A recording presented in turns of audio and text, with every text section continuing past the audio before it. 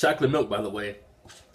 But this episode of Tokyo Ghoul, okay, it was great and horrible at the same time. The anime episode, like the anime viewer in me loves this episode, but the manga reader in me that read this before it was animated is very, very disappointed. Now first, I'm going to talk about the good in this episode because I don't want it to seem like I'm bashing on it too much, although it just destroyed some epic scenes in the manga. But anyway, Suzuya is a fucking badass. I love this guy, man. That entire motorcycle scene was hilarious. And after he killed all those ghouls in that room by himself, when they had guns, may I add, when he was stabbing that ghoul over and over saying, hang in there, hang in there, I'm not surprised they didn't show that because in the manga it is very graphic. But this guy has some fucking problems. But one thing I am so hyped for, Yoshimura, when he said, hey, you look after Hanami, I'm about to go the fuck in. And then the one-eyed owl came out of nowhere. And I like how when he showed up, the commander was like, okay, take around 5 people, no more than 6, and prepare to lay down your lives. Try not to die too fast. Live long enough so we can buy some time. I'm like, damn, he had no hope in any of those guys. The one-eyed owl must be something serious. This episode had a lot of action, man. I mean, a lot of action. It felt kind of rushed, I guess because next episode is the last episode, unfortunately. But we got some setups for some awesome fight. We got Yomo and Tsukiyama versus that guy with the mouth mask that just demolished those soldiers. Did you see that shit? He took out like maybe 10 or 15 soldiers and like a flurry of just on a Kagane strikes. It was awesome. We have Toka versus Ayato, and we have the one-eyed ghoul versus Amon and everyone else around. And Amon, he really stepped it up, man. I mean, he even surprised Toka. He's like, how the fuck did this guy get so strong? And he took out the Ben brothers by himself. So the question is, if you thought this episode was rushed, how are they going to show all of these fights in the next episode and also show what's going to happen with Kaneki? If you read the manga, you know what I'm talking about. But the torture scene, here's where the bad comes in. Here's where the manga reader inside of me gets upset. The torture scene in this episode was just completely fucked up. Like, they messed up what really makes Kaneki who Kaneki is later on, and like some signature legendary parts in Tokyo Ghoul that makes Tokyo Ghoul what it is now in the manga is missing from this episode. Like, one of the most iconic parts in the Tokyo Ghoul manga history was the centipede part. In this episode, they just showed Yamori hold it up and then Kaneki scream. So we don't know, well, the anime only watchers don't know what he did with the centipede. He could have put it down his pants, he could have put it up his dig hole, or Kaneki could have screamed because he's afraid of centipedes. But in the manga, Yamori went on about this rant about how dangerous this specific species of centipedes are, and he dropped it in his ear and it fucked up Kaneki's brain.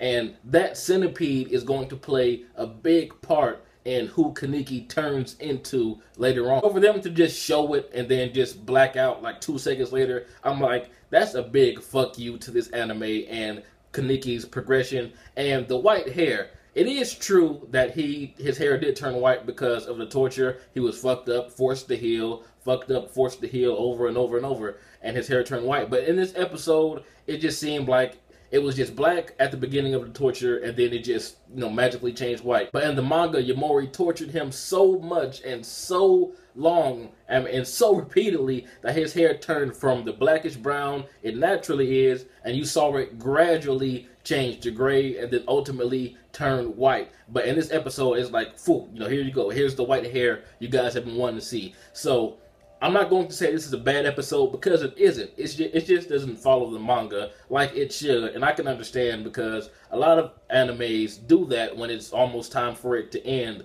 And like I said, this is why I wish this anime would go to episode 24 or 25 rather than 12, because we have so many fights that have to be wrapped up in 25 minutes in a week. But I'm very interested in seeing how are they going to wrap up this entire war in just one episode and still show us the fights that they basically promised us in this episode. But I'm not trying to down this episode because it was great. It did cover a lot without skipping too much. It did skip some very, very important things, but I still am impressed that they managed to squeeze all of this into one episode. But all I'm saying is the Aogiri tree arc, if you want experience it in its full potential, if you want to see exactly why Kaneki is about to make the change he's about to make, why his hair turned white, and why that's even a factor, why is that important, I suggest you read this in the manga. Because if you notice, the next episode is called Ghoul for a very, very, appropriate reason. And next episode, it may just feel like, where the fuck did this come from? Because this episode skipped out on so much of Kaneki's torture. His mindset is really about to change. And from what we've been shown in this episode, it's questionable if that's enough to make him go overboard like he's about to go next episode. But in the manga, you see exactly what Yamori's doing to him, how long he's doing it, and etc., etc. And he has a fucking reason for his hair to turn white. I'm going to get off of that because I don't want to talk about that the entire review. I don't want to down it too much. But all I'm saying is, if you want to experience Kaneki's change and the awesomeness that is Tokyo Ghoul to its fullest, read these chapters in the manga, because Tokyo Ghoul, it was doing an awesome job. Like, everything from episode 1 to episode 10 was awesome. It followed the manga, just about damn near perfect. But this episode just completely butchered some signature parts. And next episode may not make as much sense as, you would hope. But I find it so hilarious how they just dramify Nishiki jumping in the way of Ayato's attack. Like, he's about to die. I mean, come on, he's not about to die. That guy got fucked up by Tsukiyama like 10 times worse than that. It's just so hilarious how when ghouls get hurt, they just like fall to the ground and pass out. Like, the animators are hinting that they may die from this. If Tsukiyama can eat himself and recover from half his head being cut the fuck off, anyone can survive. I wouldn't be surprised if the Ben brothers are still around. But this episode did contain the most epic eye transformation. That scene with Ayato and Toka when everything got dark and you heard the disgusting sound of her eyes changing and it just glowing brighter than any other eye change in this entire anime so far. It was fucking epic. The animation was spot on this episode. And I like how when she was fighting Amon, she was like, did I make him this mad? No shit, you killed his fucking mentor. And I like how Banjo comes in there playing fucking janitor, saying, I'm going to get you out of here, Kaneki, and he cleans up his blood as he's saying that. I find that kind of hilarious. What if he walked in there, and what if he was knocked out? What if he couldn't give him that message? And, Kaneki's kept on going, thinking that there's no hope left. You're like, hey, Kaneki, you okay, bruh? You okay, bruh? But the two that Banjo gave the message to, they gave it to Kaneki. Tell me when Yamori walked by with that smile, you did not immediately know something is going to happen next time they come in that room. But man, that one-eyed owl thing that's about to happen, I'm not going to spoil who it is, although it should be completely obvious. But for those of you that are going to yell at me because I say his name, I won't. But this guy is about to tear some shit up. But I've said it once before and I will say it again. When the Blu-ray of this awesome anime is available, I'm going to buy it day one. Why? Because I want to see all of this uncut. No blacked out shit. I want to see when Amon chopped off half of the Ben brothers' heads. I want to see when that guy with the mouth mask just fucked up those soldiers. No negative bullshit. No blackouts. JB likes his blood. In the end, this episode was great with the time these guys were given, because from my understanding, it went from 12 episodes, then they were promised 24, then they got bumped back down to 12. So